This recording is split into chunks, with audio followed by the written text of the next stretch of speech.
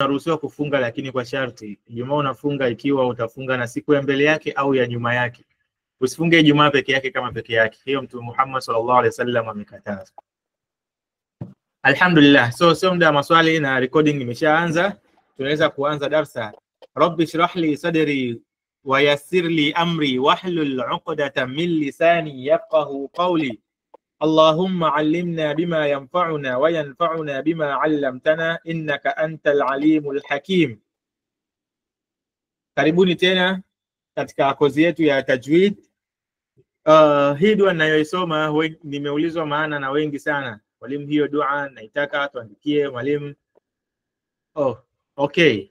Hii dua Rabbi shrah li sadri ni dua ambayo kwa mimi inanipa ujasiri wa kuzungumza. Ni dua ambayo ni aya za Qur'an Allah ameziweka. Nabii Musa alayhi salam aliomba kipindi Allah amempa utume, na yeye akamuomba Allah, Rabbi shrah li sadri, Mwenyezi Mungu kifungue kifua changu, wa yassir li amri, na unirahisishie maamuzi yangu, yani mambo yangu, wahlul 'uqdatan min lisani, na ulifungua fundo katika ulimi wangu, yafqahu qawli, ili maneno yangu yaweze kusikika kwa ufasaha. So hii ni dua nzuri ambayo ukiomba unajifeel confidence. Yani hata kama unazungumza mbele ya rais mfano tu, lakini utajifeel kama nimemzidi kila kitu. So inakufanya unakuwa jasiri katika mazungumzo. Ni dua nzuri Allah kutuwekea kwenye Qur'ani na maana. Allahumma 'allimna bima yanfa'una. Naam.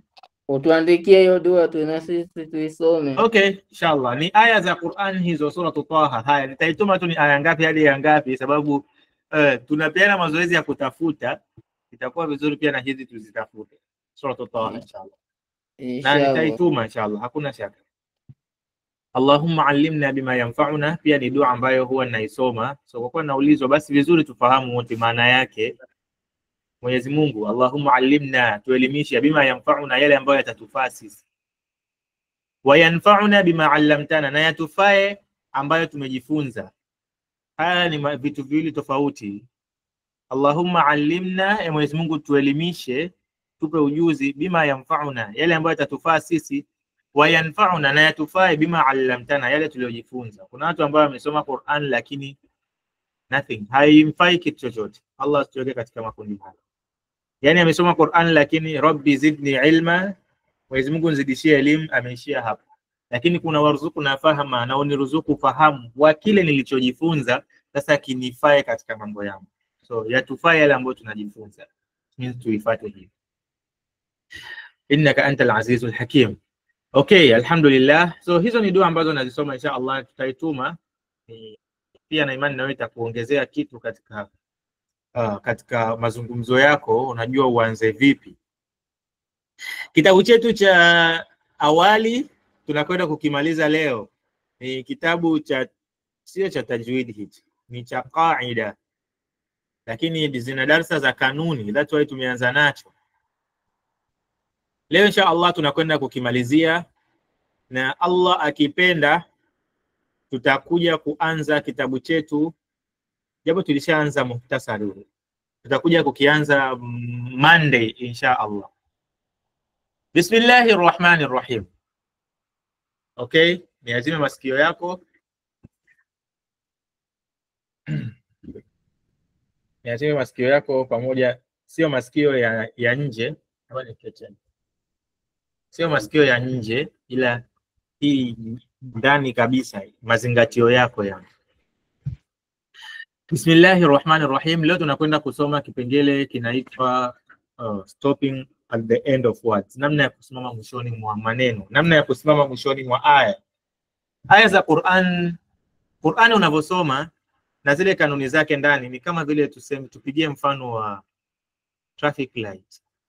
Ni kama vile traffic light, sometimes unatoka na gari lako kwa speed, alafu mbele ukute nyekundu hii hapa, afu uhangaike kuchuna mabreki pale, au unamuona traffic yule pale. So na Qur'an nayo pia ni mfano huo tunaweza tukapigia, kwa sababu unaposimama mwishoni inategemea unasimama na herufi gani au na haraka gani. na unafanyaje hapo mwishoni unaposimama. Hizo ni kanuni za Qur'an. So sio kila kitu vile vile, mfano alhamdulillahi rabbil alamin arrahmanir rahim maliki yawmiddin. So kuna kanuni zake namna ya alhamdulillahi rabbil alamin. Kwa nini nimeweka mwisho? Lazima mazingatio yawe. Wanaziati gharqa. Kwa nini sasa hii sijaweka gharqa? Nimemwisho gharqa. Qul a'udhu birabbil falaq. Kwa nini hii tena qa wakati falaq nisimame tu hapa? Hizo ni namna za kusimama mwishoni mwa aya katika Qur'an. Leo tusome, japo hii darasa pia ipo kwenye kitabu chetu cha tajwid, ila sasa tukisoma huku kule tutafanya tu kama marejeo mafupi alafu tuendelee mbele. Anasema maneno, tunaanza hapa bismillah. Namna ya kusimama katika Qur'an ni kanuni muhimu sana, sababu kila aya ipo hapa inazingatiwa katika kanuni hizi.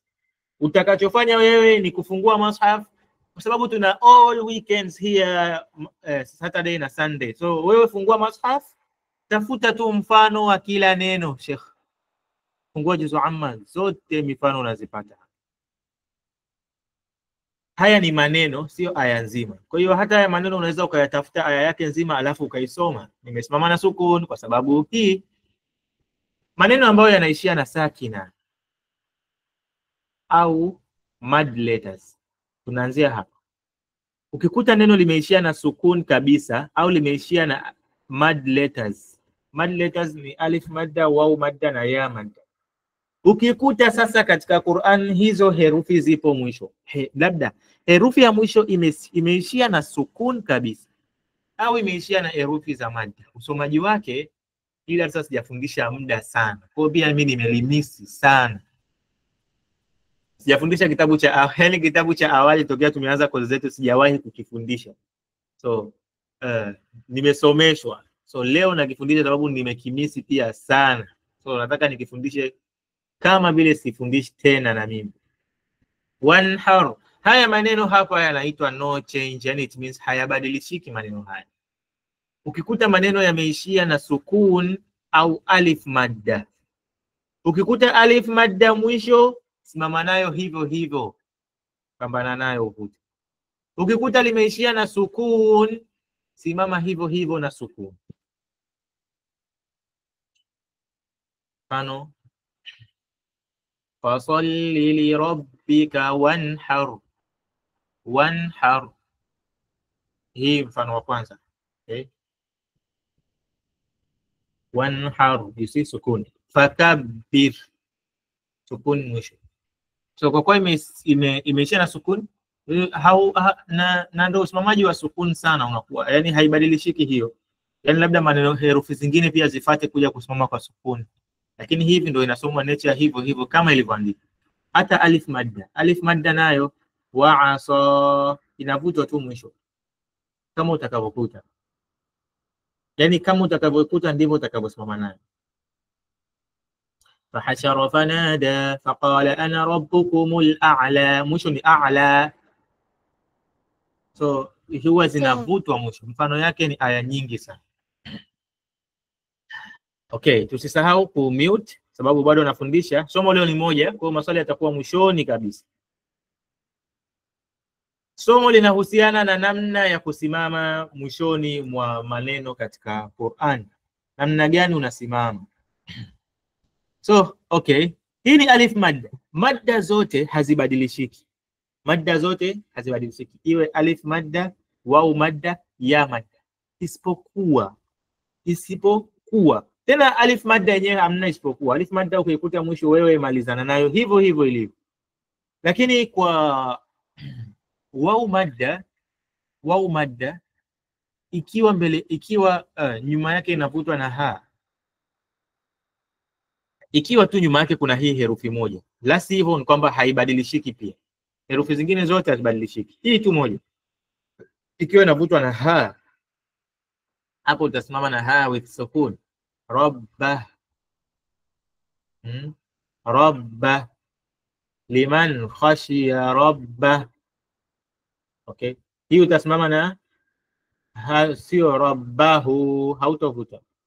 bala inna rabbah, ukisimama ukiunganisha bala inna rabbahu kana bihi, utaivuta. Lakini tunasoma kanuni yetu, tusisahau ni namna ya kusimama.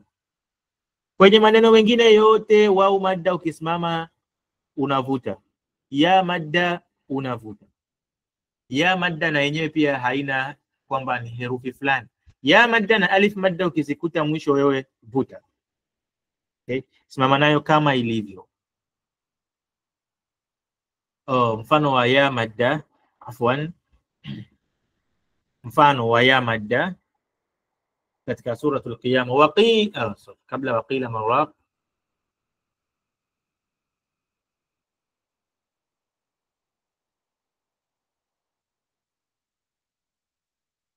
kalla idha balaghatit taraqi, taraqi, afwan, inakataa kubonyezeka.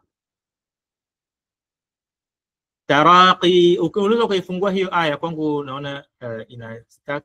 Sijui kama video yangu inaonyesha quality pia, naomba nipewe jibu, sije kawa naonekana black. Iko sawa ustaz? Okay, inshallah. Kalla idha balaghatit taraqi, ukiangalia pale ya inakuwa imeishia na fatha mwisho. Taraqiya inatakiwa iseme taraqiya, lakini ukisimama unavuta ile ya. Inshallah tutakuja kusoma hiyo, usichanganyane. Lakini ya madda unavuta mwisho, wau madda unavuta mwisho, isipokuwa hiyo wau madda inavutwa na nini? Na ha with sukun. Inavutwa na ha, so hiyo ha utabadilisha iwe sakina, rabba badala ya rabba. Tunasoma ni kanuni ya sakina na madda katika usimamaji. Sasa anasema lakini kuna herufi zinaitwa herufi za qalqala. Hizi herufi inshallah tutakuja kuzisoma hapo mbele. Herufi za qalqala ni herufi za kugonga mwisho. Mfano dal, tunasema stop with qalqala. Dal ina sukun, ukikuta ina sukun useme tu yulad, no. Hizi ni herufi za qalqala, utasema yulad, lam yalid wa lam yulad wa lam yakul lahu kufuwan ahad. Mwisho sauti inasikika de, qul huwallahu ahad. Ukiwa unasimama na hiyo sukuni. Ikiwa ni herufi ya qalqala, herufi za qalqala inshallah tutaziona hapo mbele. Miongoni mwazo zote ziko 5 tu: kutubu, jaddu, qaf, ta, ba, jim, dal. Hizi herufi 5 unavozikuta mwisho stop with qalqala, unagonga. Qul a'udhu bi rabbil falaq, qa, tabbat yada abi lahab wa tabb, ba, jim, was-samaa'i dhatil buruj, alladhi at'amahum. Ikiwa na sukun unagonga, iwe katikati iwe mwisho. Ikiwa tuna sukun unagonga. Tutakuja kuisoma. Hii ni darasa maalum ambayo iko mbele, darasa ya qalqala. So pia ikiwa mwisho na sukun usisimame yulad, no, kanuni yake ni unagonga. Extra mad. Sasa kuna maddi ya ziada. Ukikuta madda ya ziada, hii alama hii inaitwa madda ya ziada. Madda ya ziada, it means hautavuta haraka 2 ila utavuta haraka 5 kwenda 6. Inni, unavuta zaidi, sio inni. Hiyo ni haraka nyingi. Sasa je, ukikuta mwisho anasema madda, extra madda, alama ya madda ya ziada ikiwa mwishoni mwa neno unataka kusimama, msomaji hatoisoma hiyo extra madda, bali atavuta tu madda ya kawaida kwa haraka 2. Kuna ya madda hapa, kwa utavuta tu madda ya kawaida kwa haraka 2. Inni, bas. Inni, bas. Na wala usivute zaidi. Hii ya kwanza ni kanuni ya madda na sakina zikiwa mwisho. Madda na sakina zikiwa mwisho. Namna ya kusimama kwake katika Qur'an. Trust me. Hii hautanielewa ikiwa hautofanya mazoezi. Yani katika Qur'an tunasoma ili tusome. Tunajifunza ili tusome. Sio tunasoma alafu basi nishajua. Kwa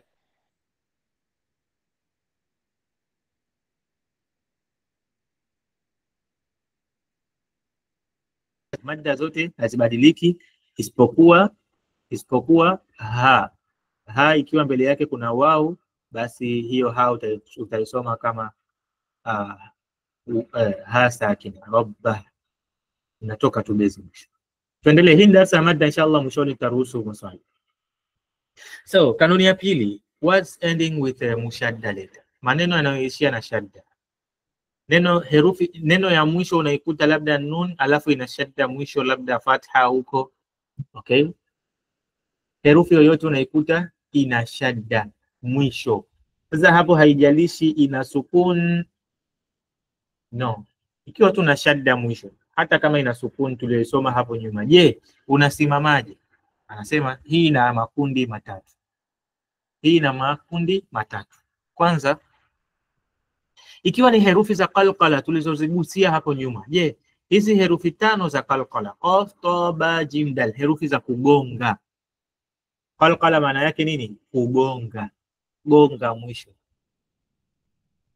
So ukikuta herufi hiyo iko mwisho na ina shadda, unafanyaje? Anasema simama kwa strong qalqala, yani ikaze herufi. Tukisema strong, shadda ni neno la Kiarabu, Kiswahili inamaanisha imara. So ikaze, so ikaze alafu ndo iachie. Walhajj, bado utagonga lakini umekaza, sio walhajj. Usimezee hivyo walhajj, no. Walhajj unaiachia kabisa je. Okay? Wala kusema jembe unaweza je, sio unaitoa tu jembe. Walhajj ifosi itoke. Walhajj. Okay. So hizi zote ikiwa kuna qaf, ta, ba, tabbat yada abi lahabin wa tabb. You see mwisho wa tabb, unaikaza alafu unaiachia. Mifano yake hivyo katika Qur'an, unaweza ukatafuta herufi ya qalqala yenye shadda. Tafuta tuwe mwenyewe baadhi mifano mitatu katika hii ambayo tunaisoma, namna ya kusimama mwishoni mwa maneno. So niambie nimepata ya sukun, nimepata inaishia na madda, alafu nisome walhajj. Okay, sasa ikiwa tena herufi ya shadda ipo mwisho, alafu ni if the letter is mim, ikiwa ni mim au nun mushadda. Ikiwa herufi ni hizi mbili tu, ni mim na nun, herufi mbili tu umezikuta ziko mwisho, lakini juu yake ina alama ya crown. Ziko mwisho, zina alama ya crown, mim na nun. Sasa hizi zina kanuni yake special, mim na nun katika usimamaji zikiwa na shadda. Nasema stop with no haraka. Kwanza ondoa haraka, hata kama ina fatha wewe usisimame na fatha, hata kama ina kasra usisimame na kasra. So ondoa haraka kwanza, hautosema ma au mi au na, ondoa. Kwa tukisema simama bila haraka maana yake simama na sukun. Hiyo ndo kusimama.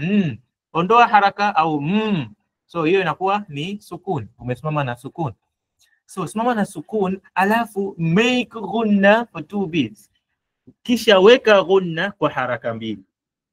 Umeshasimama na sukun, alafu weka ghunna. Ghunna ni sauti ya nongoniko, ghunna ni sauti ya puani, sauti ya puani. Nikisema ghunna maana yake nungunika. Hivyo la tusalun, ni sauti ya puani, sababu nikiziba pua hapa sauti haitoki vizuri. You see, sauti ambayo inatoka puani inakuwa haitoki. Sauti inatoka hiyo, weka ghunna alafu kwa haraka mbili. Thumma la tusalun, umesimama hapa. Ukiwa unasimama, tunaongelea kusimama. So ukiwa unasimama, mwisho iko hiyo, unaweka ghunna. Wala jan, hiyo Surah Ar-Rahman. Mwisho sio wala jan, no. Mwisho unaongeza ghunna. Okay, wa alaikum salam. Naomba urejee mwisho. Naona subhanallah. Haya, tarejea. Dakika zangu bado 6 hapo. Malizia tu hichi kipengele hapo. So, usimamaji wa nun na mim zikiwa na shadda, usimamaji wake ghunna inabaki lakini fatha inaondoka. Sio la tusalunna. No. Ameandika mfano hapa. Sio la tusalunna. No. Usidhihirishe na bali unaizuia, unaikamata la tusalun inaishia hapo. Tusahau kumute mic.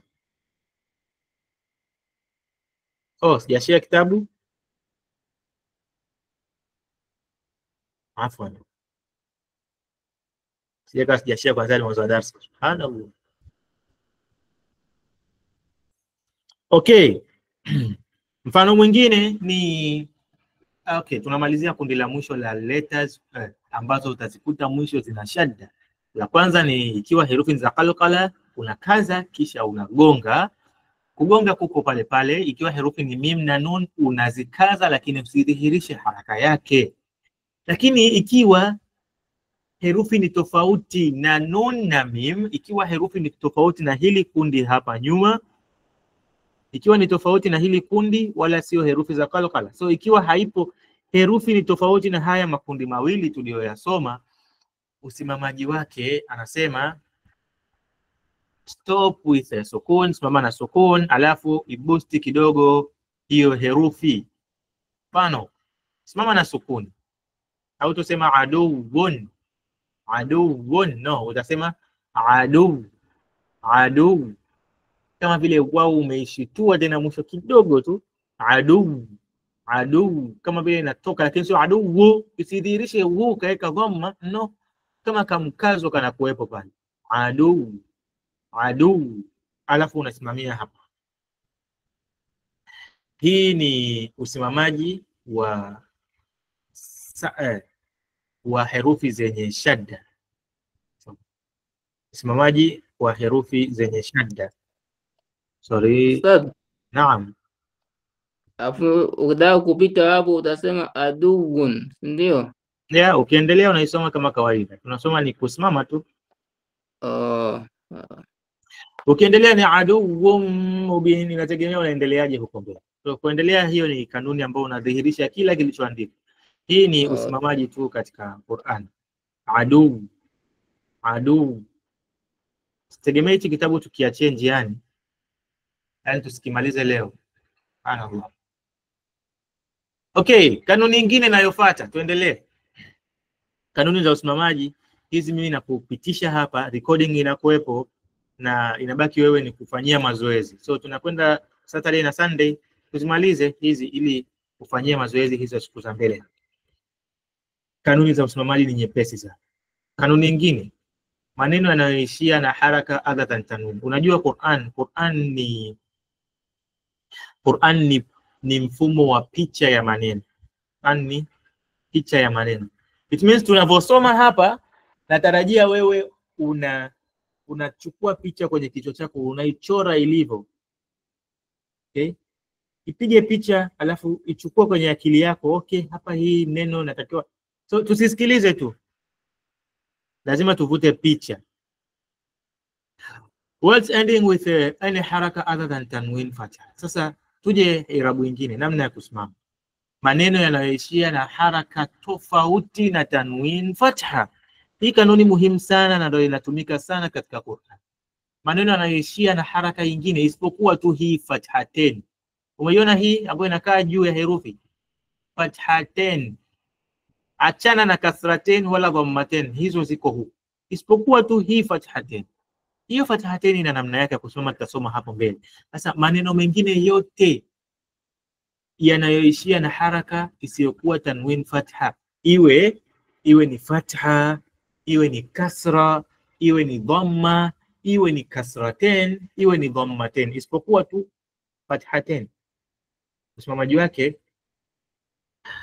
kizikuta hizo, na ndio imebeba 70% katika Qur'an. Anasema badilisha, change into sukun on the last letter.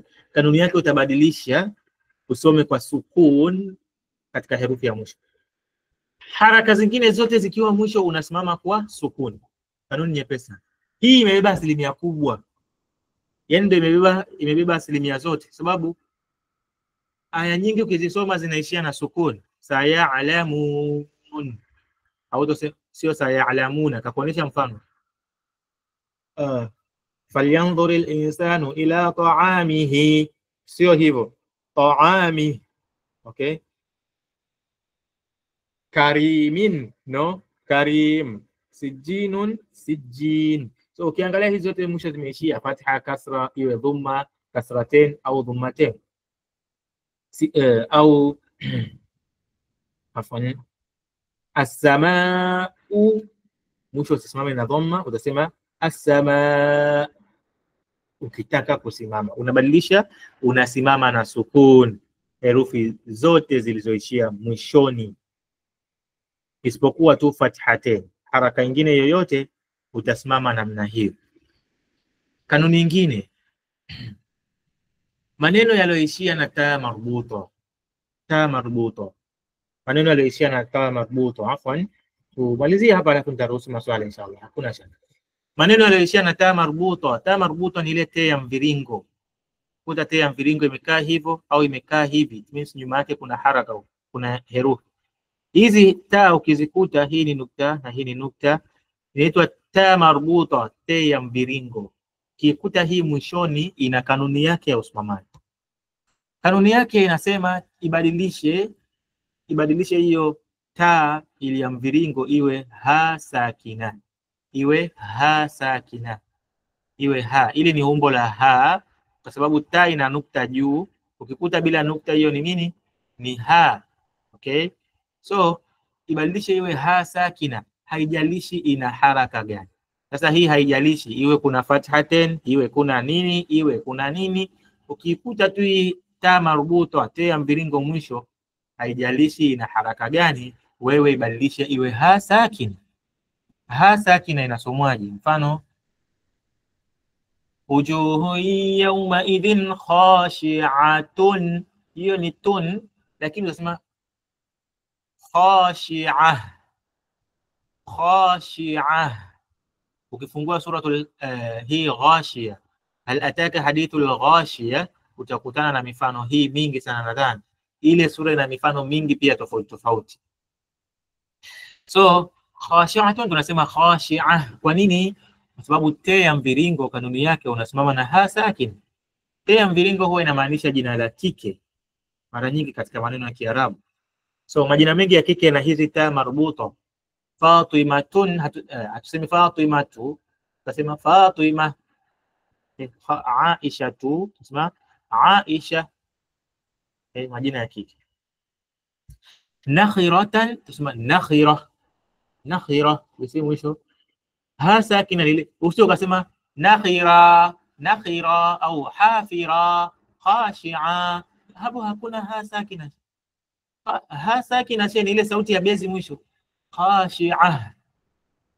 Sasa ukisema khashi'a kwamba sijasoma tu te na nimeweka bezi, hata kama ni wa kike jilazimisha itoke bezi, khashi'a. Huo ni usomaji wa taa marbuta, taa ya mviringo. Na kanuni ya mwisho kabisa ni maneno yanayoishia na tanwin fatha.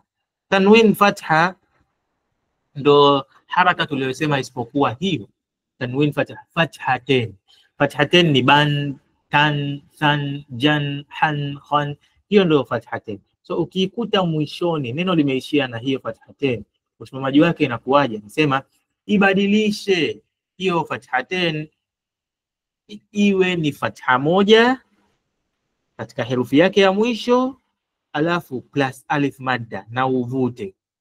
So hautosema mfano neno hili, hautosema hisaban, bali utasema hisaba, kwamba umeiua fatha ukaacha fatha moja, and then huwa inaandikwa automatically na madda mbele. Inatumika hiyo madda pale unaposimama. Maneno mengi yanakuwa na hiyo alif madda. So utasema hisaba. So hiyo madda yake inafanya kazi muda wa kusimama. Atraban haitakuwa atraban, itakuwa atraba. Okay? Au ma'an, hamza mara nyingi huwa haukuti imewekwa hiyo madda, lakini hamza direct ukikuta tu na tanwin mwisho fathatain, wewe vuta ma'a. Hii ni darsa ya namna ya usimamaji katika usomaji wa Qur'an. Imebebwa na hivi jedwali lote hapa. Ni imani yangu, yani nimelifundisha lote, nimejitahidi alhamdulillah, lakini maswali na mazoezi kwenye tanwin fatha. Okay inshallah. Tairudia tena tairejea inshallah kwenye Jumatatu lazima. Hii darasa tumesema ipo kwenye tajwid. Kwenye tanwin fatha usimamaji wake, ukikuta tanwin fatha mwisho, unachotakiwa ibadilishe fathatain iwe fatha moja, and then vuta mwisho. Wanaziati, isome wanaziati tu. Wanaziati gharqan, mwisho ina tanwin, lakini sema gharqa. Wanashitati nashtan, no, nashta. Wasabihati sabihan, sabiha. Unavuta mwisho. Hiyo ni usomaji wa tanwin. Okay, tuangalie hapa maswali. Nadhani kuna mikono juu kwa Ukhti Zainab. Tuulize maswali alafu inshallah zoezi tutakwenda kulisoma. Kila mmoja atatafuta kutokana na hili jedwali. Talituma jedwali alafu utafute mfano wa namna ya usimamaji. Kama kuna mtu ana swali hapa katika hili tulilolisoma. Kuna ukhti alisema hajaelewa. Jabeda alisema hajaelewa mwisho. Nadhani ilikuwa ni hii kanuni ya kwanza, namna usimamaji wa sukun ilieleweka, and then usimamaji wa alif madda haibadilishiki kamwe, iko vile vile. Ya madda haibadilishiki, wau madda haibadilishiki, isipokuwa hii wau madda ikiwa inavutwa na ha, herufi ha. Labda tuangalie mfano wake mmoja wa suratul inshiqaq. Nadhani suratul inshiqaq, kama suratul inshiqaq pia abasa. No, ni abasa. Nangojea maswali, kama kuna mtu ana swali basi unmute. Hizi dakika hapa ni zetu sote. Abasa, ukisoma abasa utakuta mifano ya hii madda, wau madda, namna inavyokuwa haisomwi na imeandikwa. Kwa nini haisomwi? Kwa sababu inayovutwa na herufi gani? Ni hiyo tu, herufi ha, lakini ukikuta na herufi zingine unavuta. Naam. Ustazi, salamu alaykum. Wa salaam wa rahmatullahi wa barakatuh. Hivi leo umeenda mbio sana. Okay, inshallah. Nimeenda mbio kwenye dakika zangu, lakini inshallah hii tutairejea. Inahitaji akili sana. That's why nimeenda mbio, kwa sababu tumebakisha, tuna weekend ndefu. So hii weekend iwe ni weekend ya mazoezi. Atakayepitia darasa hii anakuwa amepata muhtasari mkubwa sana. Alafu yani hii inahitaji mazoezi sana kuliko kumsikiliza mwalimu. Inshallah tutakuja kuirejea. Yani ipo kwenye kitabu chetu cha tajwid. Naam. Assalamu alaykum wa rahmatullahi wa barakatuh. Wa alaykum salaam wa rahmatullahi wa barakatuh. Karibu. Asante. Umesema nimechelewa kidogo, lakini umesema kwamba the words yale maneno yanaisha na tanwin kasra, tanwin dhamma itabadilika iende kwa sakina, itaisha na sakina. Alafu ikiisha na tanwin fatha, utatoa hiyo tanwin uweke fatha moja na then uvute hiyo mada. Sahihi. Ongeza na mada. Sahihi. Okay, mfano. asante. Okay, shukran sana. Hapo umenielewa vizuri. Mfano tusome mazoezi baadhi ya aya ambazo ziko kwenye sura hii. Tumesema wau madda ikiwa mwisho inavutwa na ha au tusimama naye. Mfano thumma idha shaa anshara. Okay, kuna swali limeulizwa kwenye message, ikiwa unaunganisha, kuna wale ambao wapenzi wa kuunganisha, wanaunganisha aya na aya. Aya na aya na ana ghunna mwisho wa aya kuunganisha na aya inayofuata. Hizi kanuni hazi-apply. Ghunna inabaki pale pale. Ghunna kwenye mim na nun ipo, hata kama unaunganisha ghunna utaweka tu haraka pale. Kwenye ile nun ambayo ilikuwa usiweke haraka, utaweka tu haraka. Tutasoma hizo kanuni za mim na nun. Okay, so baadhi ya mifano katika hii sura hapa. thumma idha shaa anshara min nutfatin khalaqa. Ukiangalia hizi zote zina wau madda mwisho, lakini ukizisoma kalla lamma yaqdi ma amara, sio amarahu. Ikiwa unaunganisha wau madda inafanya kazi. Thumma idha shaa ansharahu kalla lamma yaqdi ma amara. Ukiunganisha hapa inavutika hu kama kawaida. Naam, karibu. Nimeona mkono mwingine juu.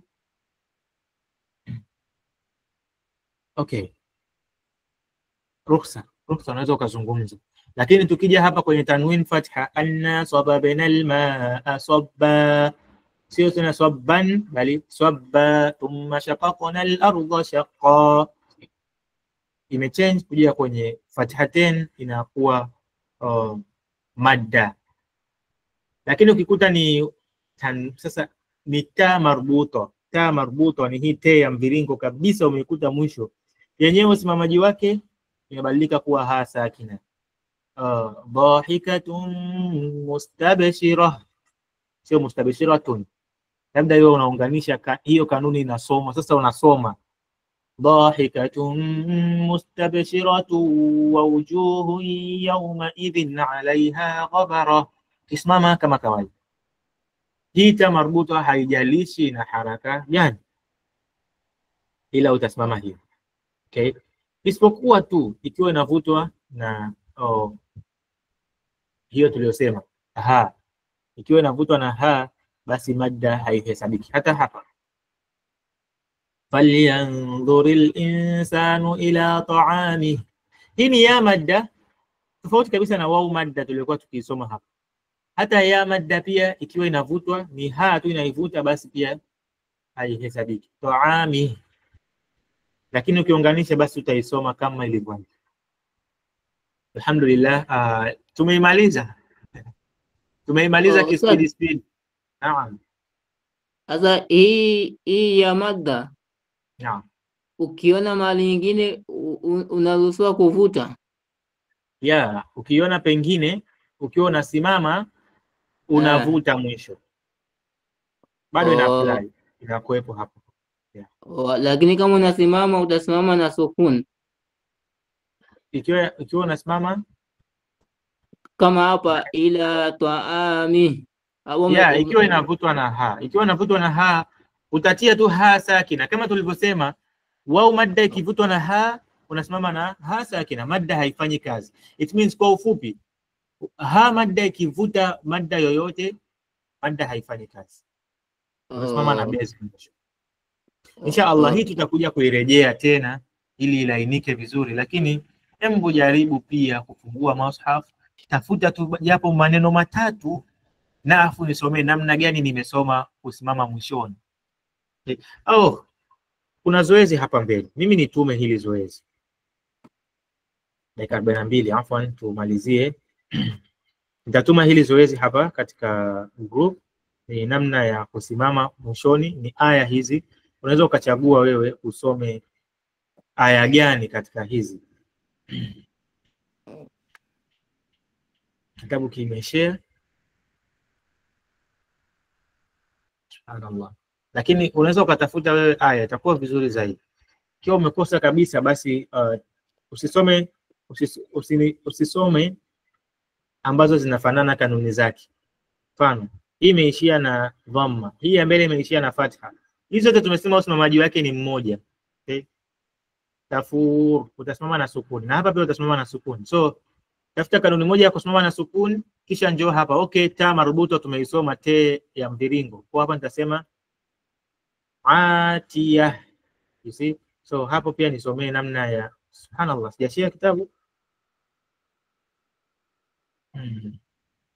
Okay. So tafuta kanuni ambazo hautoirudia mara mbili. Tusimamie hapa vizuri zaidi kama utafungua mushaf na ukazipitia, zipo nyingi sana. Kama ipo katikati na sio mwishoni, inasomwaje? Katikati inasomwa kama ilivyoandikwa. Kuna aina gani, kuna aina ngapi za madda? Hilo darasa liko mbele insha Allah. Sijali, tutalikuta na tutalisoma somo la madda vizuri zaidi. Aina tu za madda ni 3. Alif madda, waw madda na ya madda. lakini hizo mada zingine kuna majina ya mada. So huko inshallah ni darasa nyingine ambayo takuja kuisoma. Kitabu subhanallah, nimekituma kitabu. Tumesema pia kuna kopi zake, kama mtu anahitaji anione na mimi nitampatia kopi ya tajwid, kitabu cha tajwid, ile kitabu cha awali, kopi kabisa yake. Subhana rabbika rabbil izzati wa salamun ala al mursalin.